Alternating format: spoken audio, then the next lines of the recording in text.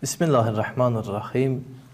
Belə bir sual yaranır ki, mələklərin Həzrəti Fatimə salamullah əleyhaya nazil olması qəbul olunan bir məsələdir. Lakin biz rəvayətlərə baxanda görürük ki, Həzrəti Cəbrail əleyhissalam buyurur ki, Haza axiru vət'i bil ərz. Peyğəmbərə xitabən deyir ki, ey Allahın Rəsulu, mən yer üzərinə sonuncu dəfə yenirəm. Yəni artıq səndən sonra yer üzərinə yenməyəcəyim.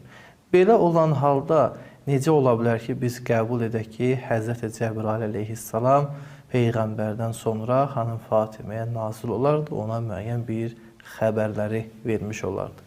Baxın, ilk növbədə bu rəvayəti sənəd olaraq bir çox alimlər, o cümlədən Siyuti qəbul etmir və deyir ki, bu rəvayətin sənədi zəifdir.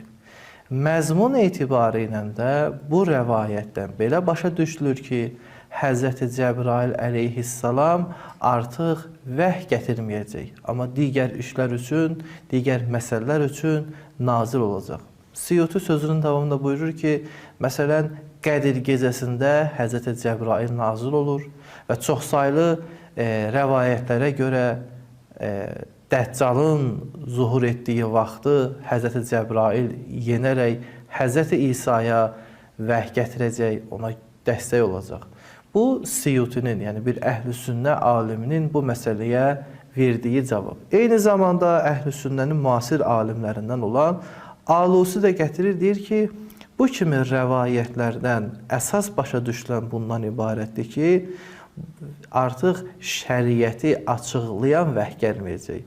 Amma şəriətdən başqa məsələlər üçün mələklər də yenəcək və Həzrəti Cəbrail əleyhissalamdır. Fəl-munqati'u innəmə huvə vəhyü təşrih la qeyr. Alusi buyurur ki, pəs kəsilən vəhy şəriətə aid olandır, şəriətdən qeyri gələ bilər. Bu məsələ şiə dünyasında da, məxsusən imamlar vaxtında da bir şübhə, sual olaraq yayılmışdı və imamlar bu məsələdə demişlər ki, ümumən mühəddəslə nəbi arasında fərq var. Baxın, hər bir şəxsə ki, Cəbrail nazil olur, o nazil olan şəxs mütləq Peyğəmbər olmamalıdır. Peyğəmbər olmasa da olar. Bəlkə həmən şəxs qeyri-Peyğəmbər də olar, Həzrəti Məryəm və digər şəxslər kimi.